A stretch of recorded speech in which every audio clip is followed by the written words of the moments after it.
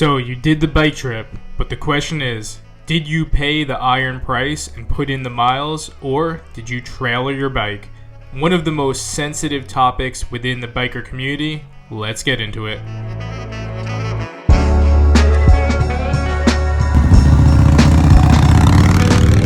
Alright, what's going on YouTube? FXDLS Brooklyn is back in the building. So if you're new to my channel, for going on a decade at this point, my riding style has been grounded in extreme distance riding based out of New York City. Whether it be a cross-country trip or crossing international borders, I have always prioritized putting in the miles at all costs. This often means 5,000 plus mile bike trips or days that end in well over 1,000 miles, all on a platform that was never designed to do so, aka the Harley-Davidson Dyna, avoiding having to trail my bike. I honestly used to think that doing extreme trips like this was more common until I ran a poll finding that it was only 7% of us who typically do 5,000 plus mile bike trips. I've had people ask me to cover this topic over the years, but I've never really wanted to because I know I'd be walking a fine line of potentially and unintentionally offending someone. But, however, something happened on my most recent bike trip where I figured it was time for me to finally make a video and have a discussion about this topic with y'all. So in this video, we're going to discuss why I always strive to never trailer my bike in any of my bike trips and why you should attempt to do at least one bike trip without the trailer. So now, this is my disclaimer. The intention of this video is not to trash talk anybody's riding style, whether they trailer or not. I have numerous friends who often trailer their bikes to events that I have all the respect in the world for, and at the end of the day, for their riding style and their situation, trailering is something that actually makes sense. So what I'm trying to say is, before you blast me or anyone else in the comments for trash talking the idea of trailering bikes, just hear me out with what I have to say because I'm coming with respect first and foremost. Alright, so let's jump into the topic of this video. We found ourselves waking up somewhere in Kentucky after a day of mostly backroad miles within a southern heat wave. So here I am. The sun's rising, I'm wiping my visor, and drinking some of Kentucky's finest continental coffee, when this guy comes up to me saying something that I've heard a million times before while doing my bike trips. It starts with, "So you guys mean to tell me you rode all this way from New York?" So upon me saying yes to this, people often just look at you like you're crazy and keep moving, or they sometimes tell you that it's been a dream of theirs to do something like you're doing one day. However, on this beautiful morning in Kentucky, this guy had a different response. He could not seem to understand why someone would put in the miles like we were actively doing to get ourselves to a bike event. He explained to me that trailering is actually better because, I quote, "you can still get to the event and you don't have to sit on your bike all day." Well, anyway, I heard the guy out and then I decided to share with him a bit of my riding philosophy, which has come to be known as paying the iron price.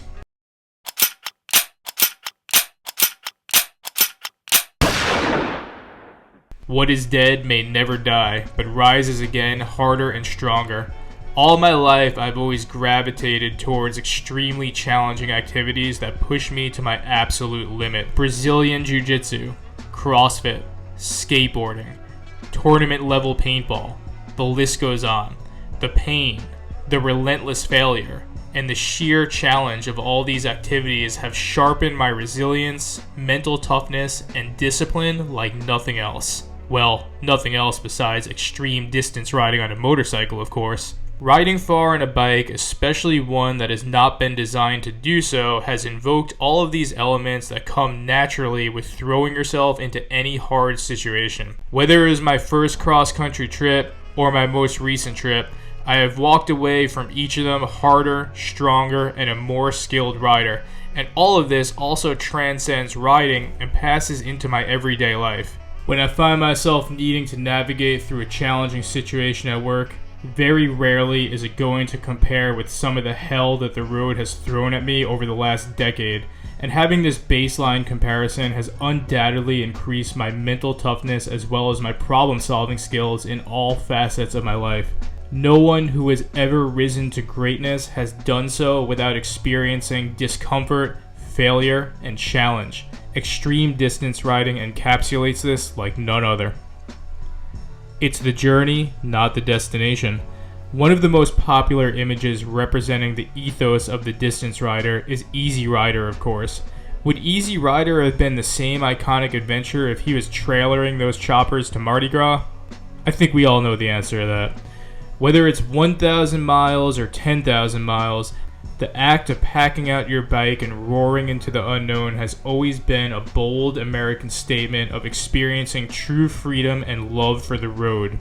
Your perspective changes a lot when it's just you and your bike and nothing else out there besides maybe your road dogs. The truth is, moments like these are the freest and most alive I have ever felt in my entire life, which is what's always kept me coming back for more.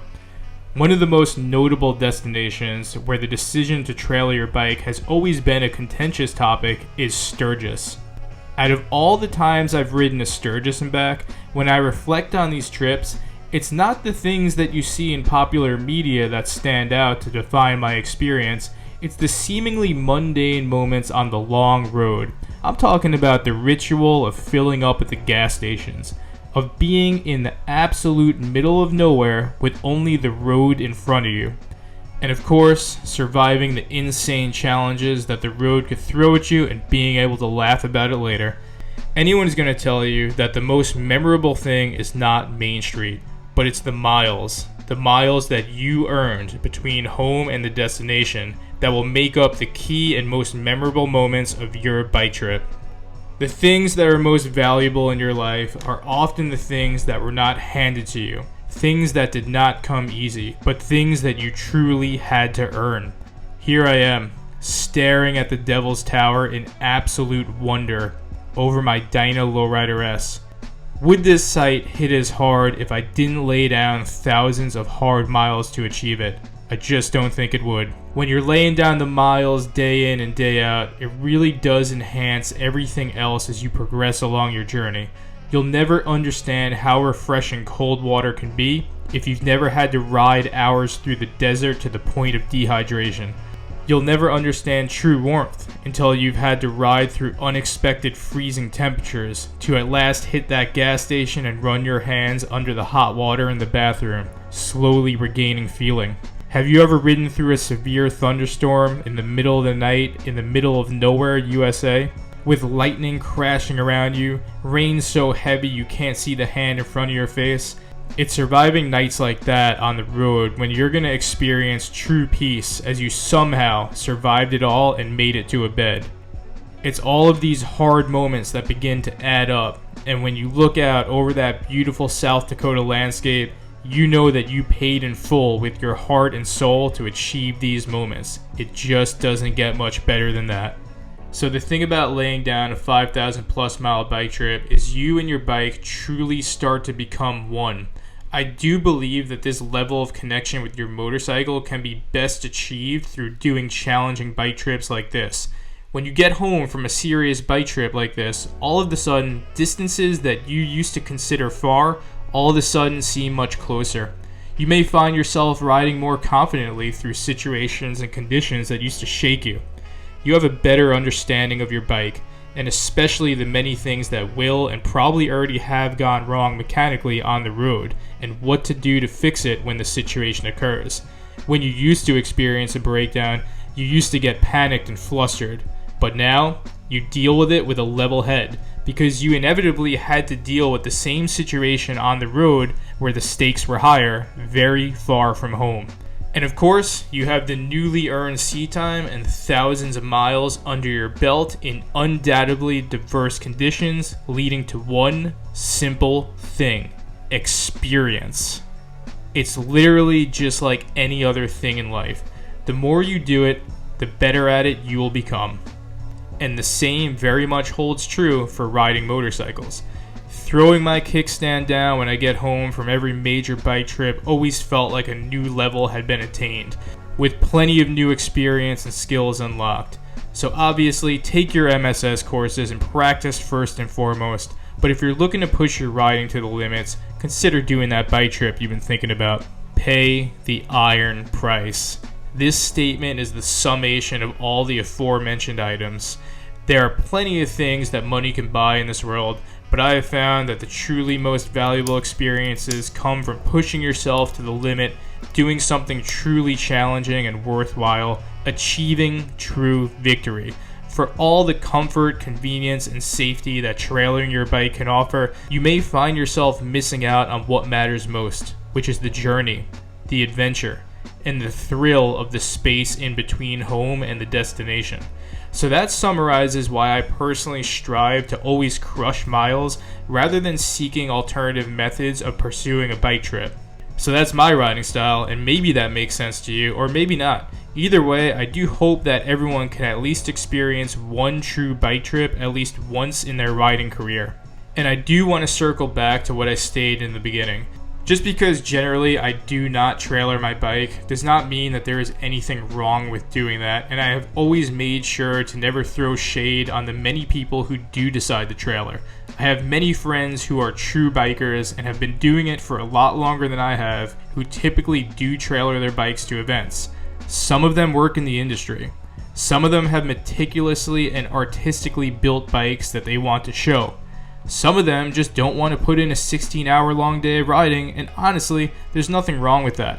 Some of them have work constraints and have to fly to events. At the end of the day, you need to tailor your riding experience to whatever is going to bring you the most amount of joy and fulfillment.